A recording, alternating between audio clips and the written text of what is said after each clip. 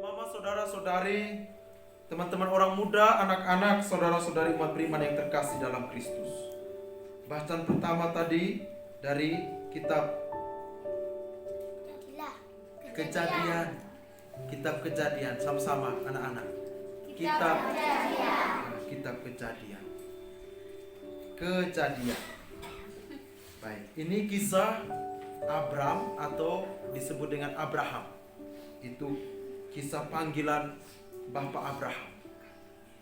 Satu penggalan awal yang menarik sekali untuk kita refleksikan itu kata-katanya begini tadi.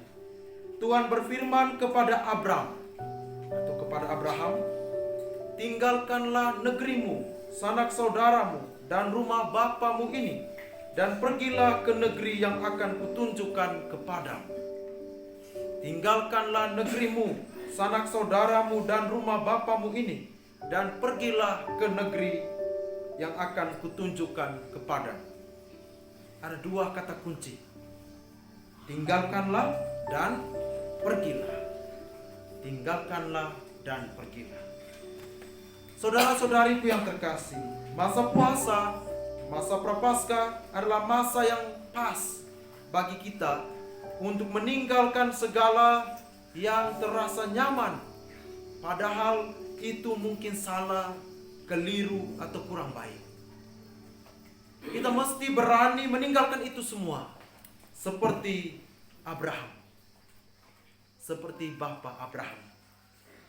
Dengan kata lain, kita melepaskan semua hal-hal yang jahat, melepaskan hal-hal yang kurang baik, yang membelenggu diri kita, yang menguasai diri kita. Dan kedua, pergilah. Pergilah. Saudara-saudaraku, gerakan batin kita yang meninggalkan mesti mendorong kita untuk pergi. Pergi. Pergi berarti jalan. Pergi berarti bergerak kepada suatu tujuan yang jelas, yang lebih meyakinkan. Pergi bukan terbatas pada gerakan atau perpindahan secara fisik saja, lahiriah, tetapi terutama mesti menjadi gerakan, perpindahan, perubahan batiniah, rohaniah. Saudara-saudariku yang terkasih, kita semua juga diminta dan dipanggil untuk pergi. Pergi. Lakukan perubahan, lakukan pembaharuan. Bukan sekedar gerakan fisik lahiriah, tapi terutama perubahan, pembaharuan rohaniah, batiniah.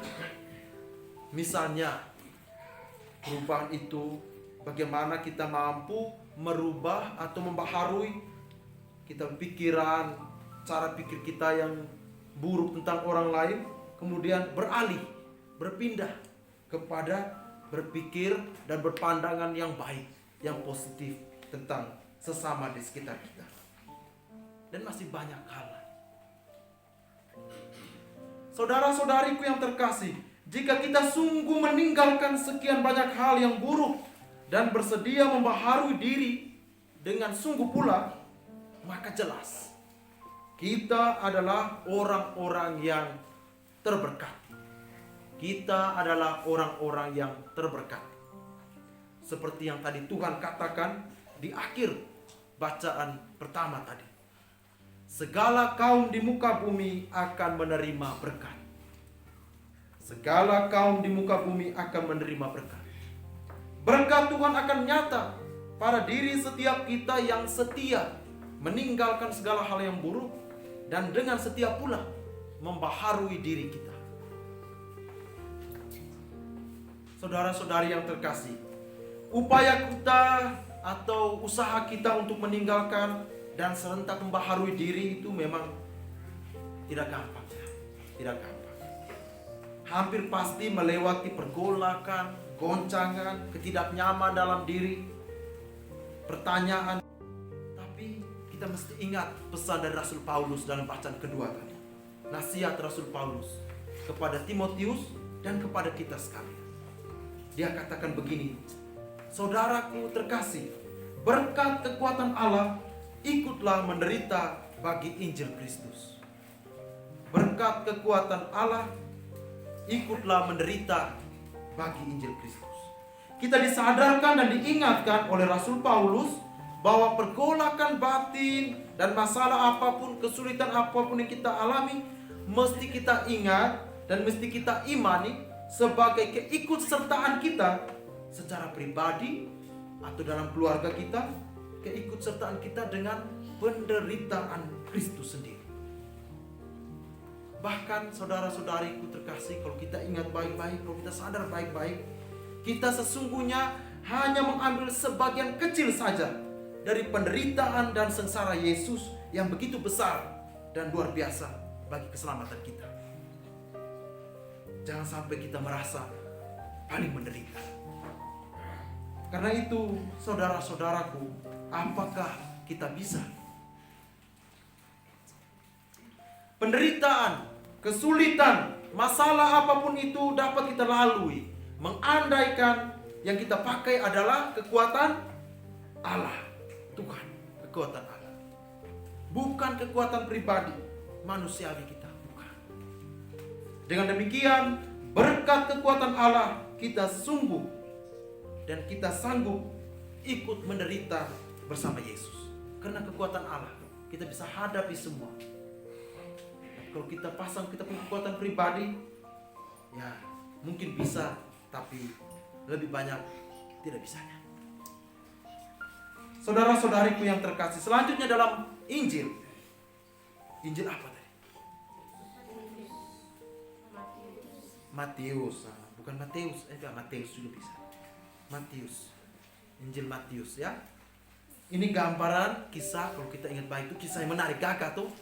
Transfigurasi, kata tingginya tuh transfigurasi. Itu perubahan wajah Yesus bersama dengan berapa orang tadi? 2 orang. Siapa kamu 2 nabi itu? Musa dan Elia. Benar. 300 untuk kamu nilai. Jadi penampakan perubahan wajah Yesus, pengalaman transfigurasi Yesus bersama 2 nabi. Jadi mereka 3 orang. Dan dilihat langsung oleh 3 murid. Siapakah mereka?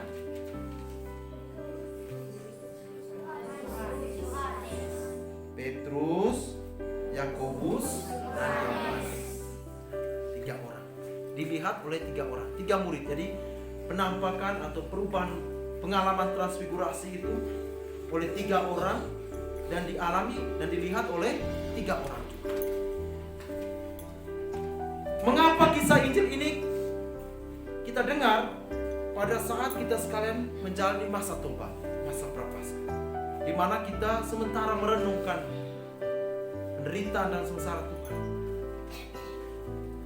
Saudara-saudariku, kemuliaan Tuhan Yesus yang terjadi di Gunung Tabor dan disaksikan oleh ketiga orang murid tadi, itu memberi kita suatu keyakinan yang menguatkan kita bahwa penderitaan Tuhan yang juga masing-masing kita alami, derita-derita kecil yang kita alami, baik sebagai pribadi maupun dalam keluarga kita masing-masing, bukanlah penderitaan dan sengsara yang tanpa arah dan tanpa arti.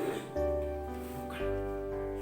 Tetapi sebaliknya, akan ada kemuliaan, akan ada kejayaan yang nanti pasti dinikmati oleh setiap kita yang ambil bagian dalam penderitaan bersama Tuhan Yesus, sekecil dan sesederhana apapun itu,